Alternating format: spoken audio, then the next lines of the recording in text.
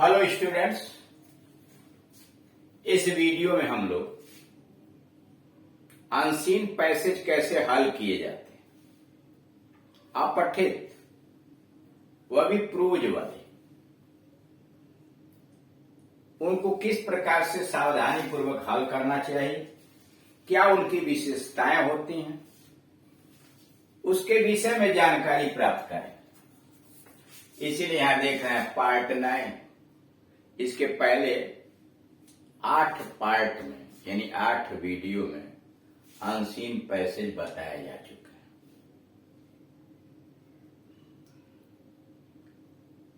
उसमें विभिन्न प्रकार के गद्य खंड दिए गए, उनका क्वेश्चंस कैसे आप लिखेंगे, और उसमें विशेषतया वह इंटरमीडिएट के लिए बनाया गया। हाई स्कूल में भी काम, दोनों में कोई बहुत डिफरेंस नहीं होता है। उसी में आगे टॉपिक डाला गया कॉम्प्रहेंशन, समझ, बुद्धि ज्ञान, रीडिंग स्किल। सबसे नंबर 1 पर, चाहे वह हाई स्कूल की परीक्षा बोर्ड की होगी या इंटरमीडिएट की परीक्षा होगी, वह रीडिंग स्किल आता है। अनसीन पैसेज इंटर में भी और हाई स्कूल के पेपर के पहले नंबर के क्वेश्चन पर ये रीडिंग स्किल, पार्ट ए में रीडिंग स्किल होगा, यानी अनसीन पैसेज। यहां आपका लिखा हुआ name of the channel on YouTube, यानी ये जहां लोड होता है। अन्य जो वीडियोस बनाए गए हैं उसका नाम है name of the channel YouTube पर KD Singh and Gunjan English coaching. इतना जब टाइप करेंगे यूट्यूब पर तो आपके सारे वीडियो दिखाई देंगे। उसमें जो आप चाहेंगे, ट्रांसलेशन चाहेंगे, इंटरमीडिएट का कोई ग्रामर चाहेंगे, जो भी सारे अपलोड हो चुके हैं। अभी तक 827 वीडियो अपलोड हो चुके हैं, जिसमें हाई स्कूल इंटर के सारे कोर्सेज लगभग एंड हो गए हैं। उसमें जो आप पढ़ना चाहेंगे वह दिखाना शुरू कर देगा। और अगर फिर भी कोई समस्या है तो मोबाइल नंबर दिया गया 81 15 730 220 और दूसरा 99 35 83 96 83। इस पर आप संपर्क कर सकते हैं। अब आइए मुख्य बात, पहले नोट जान लीजिए। नवीनतम जो पाठ्यक्रम आया हुआ है साल 2 साल से जो बदला है, सीबीएसई मॉडल का इंग्लिश के अंतर्गत, उसके अनुसार कक्षा 10 की परीक्षा में अब 2 अनसीन पैसेज पूछे जाएंगे। यानी 10 की बोर्ड की परीक्षा के अंतर्गत अब 2 अनसीन आएंगे। एक पहले नंबर पर होगा, वो पहले नंबर का जो होगा पैसेज, उसमें 3 या 4 प्रश्न पूछे जाएंगे। वह एमसीक्यू टाइप के होंगे, यानी परीक्षा में 2 अनसीन जो आएगा वो प्रोज का होगा। एक पैसेज में एमसीक्यू टाइप के प्रश्न होंगे, मतलब प्रश्न पूछा जाएगा, उसके नीचे ए बी सी डी करके 4 उत्तर आपको दिए होंगे। उसमें ऑप्शन तलाशना होगा कि सबसे सही उचित ऑप्शन क्या है। मान लीजिए कोई प्रश्न पूछा गया, उसमें बी आपको सही लगता है, तो उसको करेंगे क्या, आप उसे ओएमआर शीट पर उसका उत्तर देना होगा। यानी ओएमआर शीट के पहले क्वेश्चन के बी वाले को आप ब्लैक पेन से रंग देंगे। कोला दिया रहेगा, ब्लैक पेन से आप उसे रंगेंगे। आपको लिखना कुछ नहीं। एमसीक्यू टाइप के प्रश्न के अंतर्गत जो 20 नंबर का एक चार्ट मिलेगा, एक पन्ना मिलेगा, जिसमें आपका रोल नंबर, नाम, परीक्षा तिथि, यह सब भरने के बाद नीचे दिया होगा 20 प्रश्न, जिसमें ए बी सी डी, उत्तर में ए बी सी डी, सब पहले का ए बी सी डी, दूसरे का ए बी सी डी, तीसरे का ए बी सी डी, ऐसे करके दिया होगा। मान लीजिए पहले प्रश्न का बी वाला आपको सही लगता है, तो पहले के बी वाले गोले को आप रंग देंगे। वह पन्ना कंप्यूटर में डाला जाएगा, सीधे आपका नंबर आ जाएगा। सही होगा तो सही, गलत होगा तो गलत। तो अब हाई स्कूल में 2 अनसीन पूछे जाएंगे। एक पहले नंबर पर होगा एमसीक्यू के लिए, उसमें 3 या 4 जो प्रश्न पूछे जाएंगे उनका उत्तर कहीं नहीं लिखना है, आपको ओएमआर शीट पर उत्तर उनको देना है। यानी जो सही लगे उस गोले को आप रंग देंगे ब्लैक पेन। दूसरा जो पैसेज पूछा जाता है उससे प्रश्न जो पूछे जाएंगे उनका उत्तर पुस्तिका में लिखना होगा। पहले वाले में मान लीजिए 3 प्रश्न आते हैं तो दूसरे वाले पैसेज में 7 नंबर के क्वेश्चन होंगे, और 7 नंबर का जब क्वेश्चन होगा तो उसमें 3 क्वेश्चन 2-2 नंबर के होंगे, एक क्वेश्चन शॉर्ट आंसर टाइप का समानार्थी सिनोनिम्स हुआ या विलोम हुआ, ऐसा पूछा जाए। यानी पहले वाले पैसेज में कुछ नहीं लिखना है, आपको OMR शीट में उसका उत्तर भर देना। दूसरा वाला जो पैसेज आएगा उसमें 7 नंबर के प्रश्न होंगे, टोटल दोनों एमसीन मिला के 10 नंबर का प्रश्न होगा। लेकिन वही इंटरमीडिएट में एक ही पैसेज होगा और उसका उत्तर पुस्तिका में लिखना होगा, और वो 15 नंबर का होगा। अब 15 नंबर में 4 प्रश्न जो होंगे वो 3-3 नंबर के होंगे, और 3 प्रश्न जो होंगे वो 2 प्रश्न होंगे जो 1.5 नंबर के होंगे, समानार्थी होगा, विलोम होगा, वन वर्ड सब्स्टिट्यूशन होगा, कोई प्रश्न पूछ सकता है। यानी 15 नंबर के प्रश्न इंटरमीडिएट में एक ही पैसेज में पूछे जाएंगे। पैसेज थोड़ा लंबा होगा, इंटरवल। इस बात का ध्यान रखेंगे कि हाई स्कूल में अगर हैं तो दोनों पैसेज आपको करना है, दोनों अपठित होगा। एक MCQ के टाइप्स के क्वेश्चन के लिए होगा, एक कॉपी पर लिखने वाला होगा। इंटरमीडिएट में है यानी हाई स्कूल में दोनों मिला के 10 नंबर का, और इंटरमीडिएट में एक ही गद्य खंड होगा जिसमें आपको 5 अधिकतम 6 प्रश्न पूछे जाएंगे, जिनका उत्तर कॉपी में आपको देना होगा। यह बातें दोनों की जा रही है, हाई स्कूल का भी और इंटर में। तो इसीलिए लिखा दूसरे पैसेज में जो प्रश्न पूछेंगे वो उत्तर पुस्तिका में लिखना होगा। इंटर में एक गद्य खंड होगा, यानी एक ही पैसेज होगा। अब सारी बातें तो ब्लैक बोर्ड पर लिखी नहीं जा सकती, इसलिए आपको समझाया जा रहा है कि इंटर में एक बड़ा सा पैसेज गद्य खंड देगा। वह पेपर बनाने वाले के ऊपर है कितना लंबा बनाता है, और उसका उत्तर आपको छांट के लिखना होगा। क्लियर? अब आइए, how to solve these question, किस प्रकार से इस प्रश्नों को हल किया जाए। यानी जो प्रश्न गद्य खंड के अंतर्गत दिए गए हैं कैसे आप हल करेंगे। How to solve these questions, passage के गद्य खंड के नीचे जो प्रश्न दिए गए हैं उनका उत्तर कैसे आप लिखेंगे। पहले सर्वप्रथम दिए गए पैसेज को ध्यान पूर्वक समझ कर धीरे धीरे पढ़ना चाहिए। करा सबसे पहले जो पैसेज दिया गया है उसे समझ कर ध्यान पूर्वक पढ़ना चाहिए, धीरे धीरे, कि बात को आप समझ सकें। केवल पढ़ना नहीं है, उसको समझना भी है। गद्य खंड का प्रत्येक वाक्य जो भी वह लिखा है किसी न किसी प्रश्न का उत्तर बन सकता है। अब पूछने वाले पर है कि वह वाक्य से किस प्रकार का प्रश्न बनाता है, उसका उत्तर कैसे हो।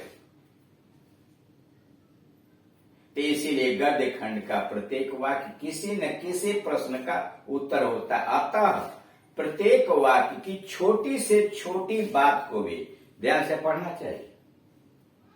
यानी जो भी गद्य खंड दिया है उसमें छोटी से छोटी बात भी, कोई भी वाक्य है उसको ध्यान से देखिए और उसे समझना भी चाहिए। जैसे मान लीजिए उदाहरण के लिए, Raman went to Delhi by Punjab mail. Raman Punjab mail से दिल्ली गया। रमन गया। टू दिल्ली, कहां गया? दिल्ली गया। By the Punjab mail, Punjab mail से रमन दिल्ली गया। इस वाक्य को पढ़ते समय 2 बातों का आप विशेष ध्यान रखेंगे। रमन कहां गया? Where did Raman go? Raman कहां गया? हमारे एक प्रश्न बना हुआ है, where did Raman go? Raman कहां गया? तो आप जानेंगे दिल्ली गया। इतना दिमाग में। रमन कहाँ गया? Where did Raman go? Raman Delhi गया। और दूसरा प्रश्न था, रमन किस साधन से दिल्ली गया? By which means Raman, by which means did Raman go to Delhi? Raman किस साधन से दिल्ली गया? तो दी पंजाब में, बाय दी पंजाब में। यह दो जो मुख्य बातें हैं। अब यह तो बहुत सरल प्रश्न हो जाएंगे, कौन दिल्ली गया? Who went to Delhi? Raman went to Delhi. हो सकता है हल्के प्रश्न भी बन सकते हैं वो मार्कशीट के लिए। कौन दिल्ली गया? तो रमन वेंट टू दिल्ली, यानी रमन। यानी इसमें तीन बातें आई। Who went to Delhi? Raman. Raman कहां गया? Where did Raman go? Raman कहां गया? दिल्ली। रमन दिल्ली कैसे गया? किस साधन से गया? How did Raman go to Delhi? Raman कैसे गया? या बाय विच मीन्स किस साधन से did Raman go to Delhi? तो आप याद रखेंगे by Bombay, by Punjab mail. ठीक। अब इतनी बातें, यानी ये तीन बातें अब दिमाग में आपके आ गई, समझ लिया। अब पैसेज को आगे पढ़। अब आइए दूसरी विशेषता क्या करें। पैसेज में कौन सा प्रोनाउन किस नाउन के लिए आया है? यानी गद्य खंड जो लिखा है उसमें कौन सा प्रोनाउन आप जानते ही हैं। आई, वी, ही, सी, इट, दे, ये क्या है? ये प्रोनाउंस है और उनके विभिन्न रूप हैं। Him, his, her, they, their, them, I, me, my, we, us, our. कहा कौन किसके लिए आया है यह जानना अति आवश्यक है। गद्य खंड के अंतर्गत कौन सा प्रोनाउन किसके लिए आया हुआ है यह जरूरी है कि आप जान लें। विशेषकर it, this, he, they, them, her, she, I आदि शब्दों का खास ध्यान रखें। करा विशेष रूप से आप वहां जान लें कि उसमें इट किसके लिए आया है, दिस किसके लिए आया है, he, they, them, her, she, I आदि शब्दों का खास ध्यान रखना चाहिए, क्योंकि इन पर ही अधिकांश प्रश्न पूछे जाते हैं। यानी अधिकांश प्रश्न पैसेज में इन्हीं प्रोनाउंस के ऊपर पूछे जाते हैं। दे स्पीक, जैसे दे स्पीकर शोड मी ए पेन। मान लीजिए पैसेज में आया हुआ है दे स्पीकर शोड मी ए पेन, वक्ता ने मुझे कलम दिखाई। इट वॉज वेरी ब्यूटीफुल, यह बहुत सुंदर थी। आई बॉट इट, मैंने इसे खरीद लिया। ठीक, ये तीन वाक्य दिए। अब यार इसमें ध्यान दीजिए, मी आया होगा प्रोनाउन। मी कौन है? राइटर। जो गद्य खंड लिख रहा है मी किसके लिए आया है? राइटर के लिए। इट किसके लिए आया है? It was very beautiful, pen के लिए आया। करेक्ट। अब सब कुछ तो लिखा नहीं जा सकता। फिर ध्यान दीजिए, दी स्पीकर शोड मी ए पेन, वक्ता ने मुझको, किसको? मी। मी यहां किसके लिए आया? जिसने गद्य खंड लिखा है, जो राइटर है उसके लिए मी आया। और अगले वाक्य में इट किसके लिए आया हुआ? कलम के लिए आया हुआ। ये जानना जरूरी है। आई बॉट इट, मैंने इसे खरीदा। किसने खरीदा? आई किसके लिए? राइटर के लिए। स्पीकर के लिए नहीं, राइटर के लिए। स्पीकर को दिखाया था। और फिर देखिए इट किसके लिए आया हो? कलम के लिए। देखिए इस इट में अंतर है। यहां सब्जेक्ट के रूप में है और यह ऑब्जेक्ट के रूप में। दोनों कलम के लिए ही आए। तो यहां आप ध्यान देंगे कि आई और मी जो आया है राइटर के लिए आया हुआ, इट जो आया है पेन के लिए आया। अब आगे बढ़िए। यहां प्रश्न पूछा जाता है या पूछा जाएगा, what did the writer bye, लेखक ने क्या खरीदा। What did the writer bye, लेखक ने क्या खरीदा। छात्र अधिकांश उत्तर देते हैं आई बॉट इट, मैंने इसे खरीदा। आई बॉट इट यह गलत है। क्या इट भी खरीदा जा सकता है? इट का मतलब क्या है? इट में तो बहुत सारी चीजें आ जाएंगी, नहीं खरीदा जा सकता। अतः इट का नाम लिखिए, बताइए कि इट क्या है। यहां इट शब्द पेन के लिए आया हुआ। यहां इट जो लिखा गया है वह, यह इट शब्द जो आया है वो पेन के लिए आया है, तो आप सीधे पेन की बात कीजिए। अतः उत्तर में इट न लिखकर पेन लिखना आवश्यक है। यानी उत्तर में आप इट मत लिखिए, बल्कि आप लिखिए पेन। तो उत्तर होगा the writer bought a pen.